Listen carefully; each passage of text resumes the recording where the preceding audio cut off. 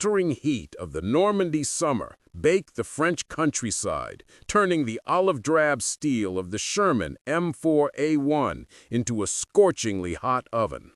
Staff Sergeant Lafayette G. Poole, a man whose quiet intensity belied his Texas toughness, commanded In the Mood, the first of 3 tanks to carry that name. It was June 1944. The bocage, a labyrinth of dense hedgerows and sunken roads, was a sniper's paradise and a tank trap, a perfect defensive landscape for the Germans. Poole knew the rules of engagement were stacked against the lighter Sherman and its 75mm gun, which was often outmatched by the long-barreled German Panthers and Tigers. But Poole did not accept disadvantage.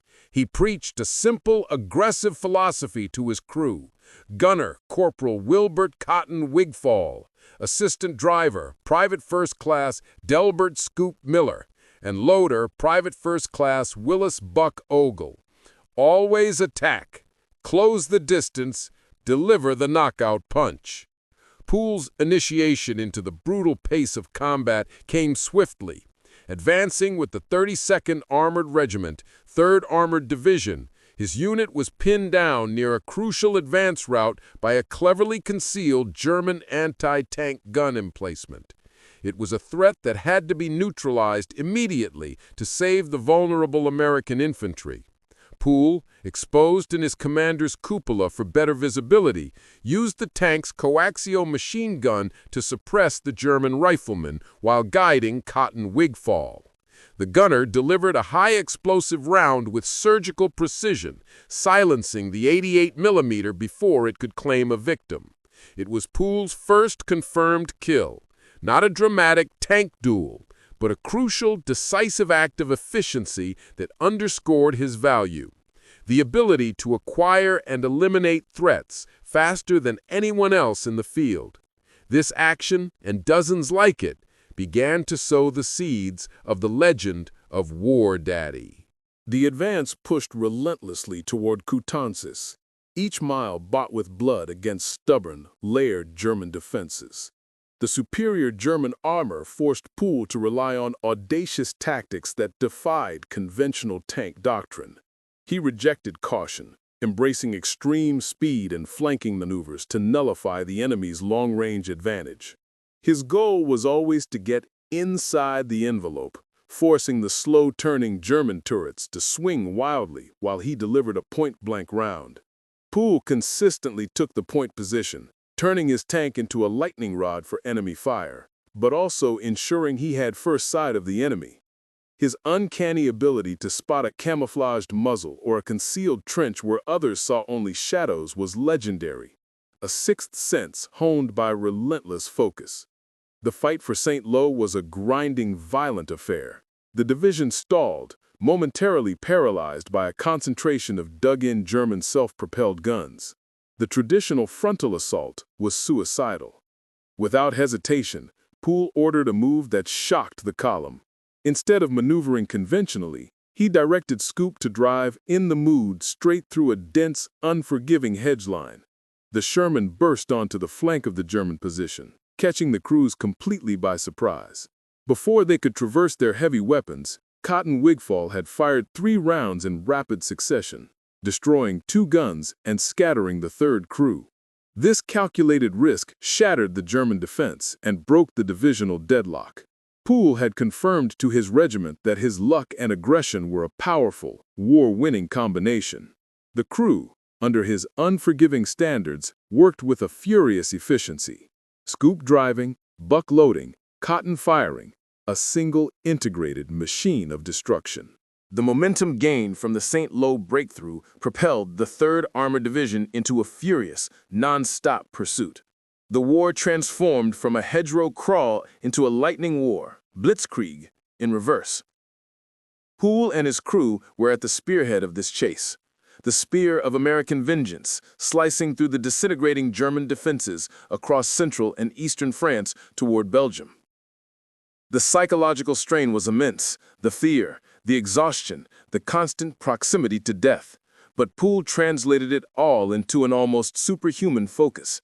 His tank, Though battle-scarred and sometimes replaced, he commanded 3 in the moods in total, the second, having been knocked out after accumulating a substantial number of kills, remained the single most efficient killing machine in the regiment.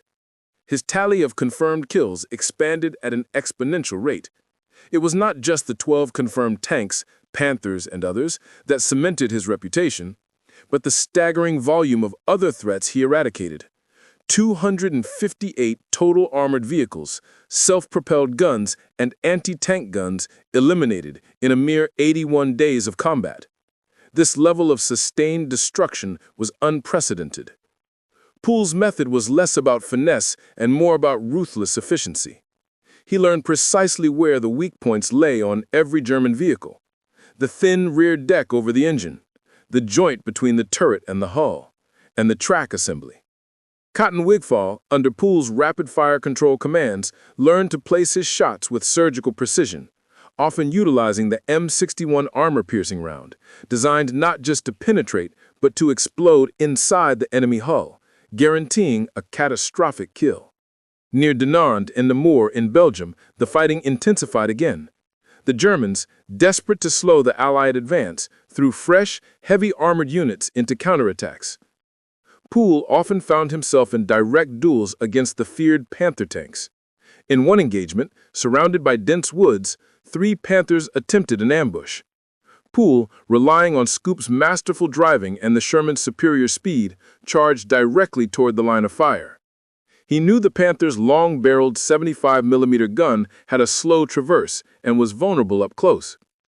As the first Panther fired and missed due to the closing distance, Poole ordered a sharp turn, exposing the enemy's flank for a split second. Cotton fired, and the Panther erupted. Poole repeated this dangerous high-stakes maneuver on the second and the third, leaving 3 burning hulks in his wake, a feat of daring and firepower that was analyzed and celebrated throughout the division. He was constantly exposed, standing tall in the copula, ignoring snipers and shrapnel, prioritizing the acquisition of the next target over his own safety. He was fueled by the single, driving need to end the war and clear the path for the vulnerable infantry. But the law of averages, the cruel arithmetic of combat, always catches up to the ace. By mid-September, the division was nearing the German border. On September 15, 1944, the 3rd, in the mood, led a column near the dense woods surrounding the Belgian town of Vilsam. The terrain was tight, visibility was poor, and the column was forced to slow down, negating Poole's speed advantage. As the tank rounded a bend, traversing a narrow road flanked by thick forest, a German Panther tank, perfectly concealed, struck without warning. The powerful, high-velocity 75mm round hit the thin side armor of the Sherman with a sickening thud. The penetration was immediate and catastrophic. Shrapnel and molten metal tore through the cramped interior. The tank was instantly immobilized, its engine screaming and internal components pulverized. Staff Sergeant Poole, who was exposed in his copula, took a massive, debilitating blast of shrapnel to his left leg. The crew managed a frantic escape from the crippled and smoking wreck, but the damage was done. Poole's war ended in that instant. His leg was severely mangled, requiring eventual amputation. He was evacuated from the battlefield, marking the end of the most concentrated and successful armored career of any American soldier in World War II. The War Daddy legend concluded not in a glorious final duel, but in a swift, brutal ambush. A grim reminder that no amount of skill, courage, or luck could forever defy the lethal reality of armored combat. He had fought the good fight for 81 furious days, leaving a trail of hundreds of destroyed enemy vehicles that testified to his genius for destruction.